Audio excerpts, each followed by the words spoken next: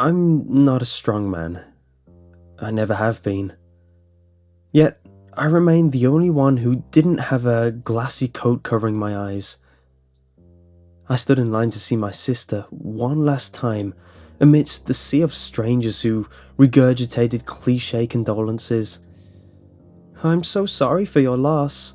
If you need anything, she was so young, so pretty." Yes, I understand that they felt a small amount of grief for my family, but that probably didn't stop them from going home that night, screwing their wives, husbands, or some stranger they met at a bar. Each time someone came up to me, I just imagined them thrusting their body into someone else.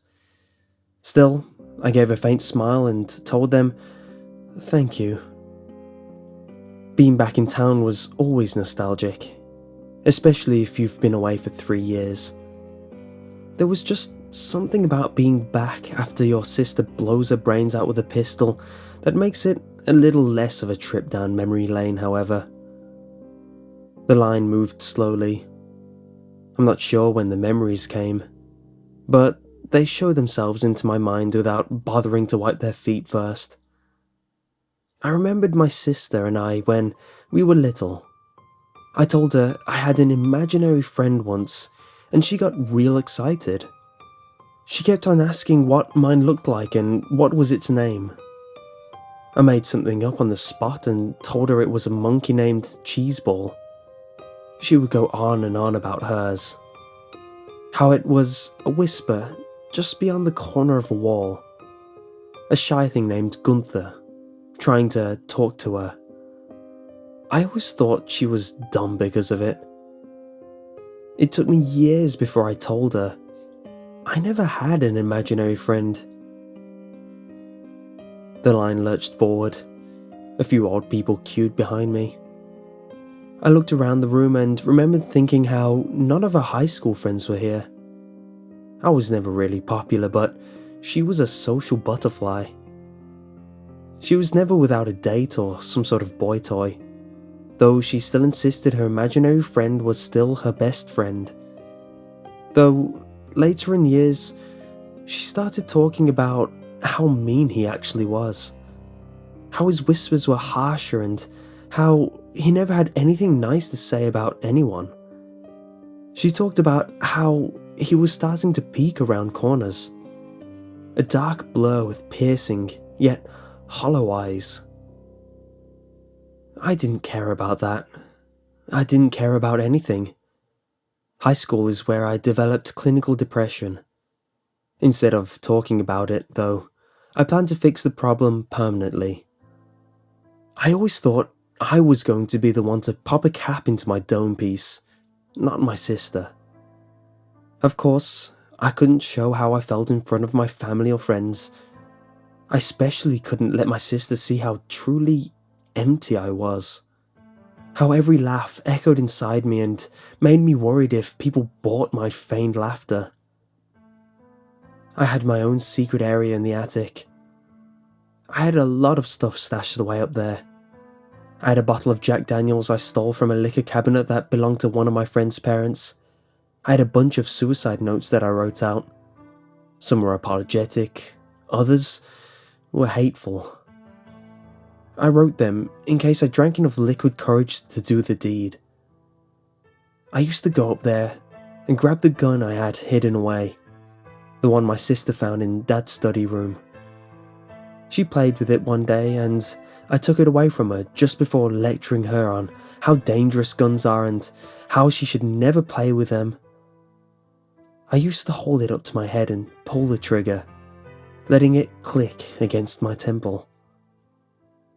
I remember lusting for a bullet to tear through my skull and let death fill the hollowness inside me. Dad, surprisingly, never asked about his gun when he died of cancer. I don't think Mom ever knew he had it. Mom was sitting down at the funeral. She didn't bother getting up once. I was nearly at the casket. The closer I got, the more I remember when my sister and I stopped talking.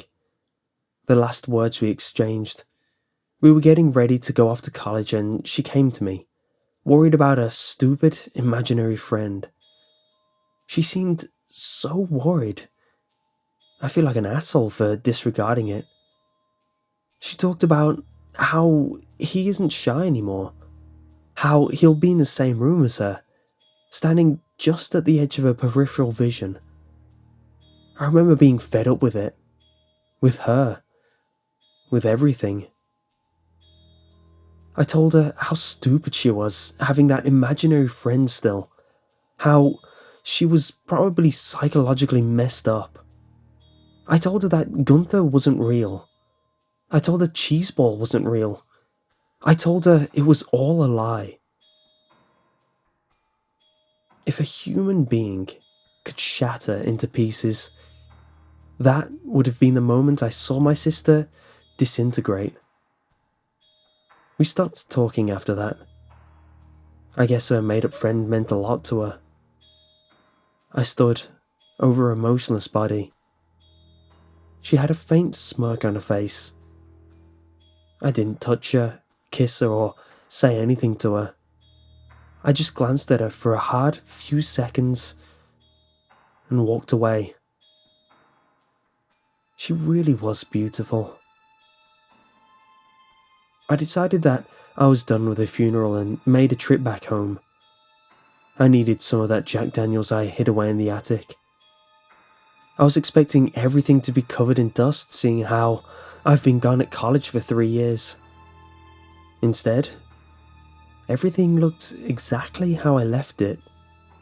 Except, there was no more Jack.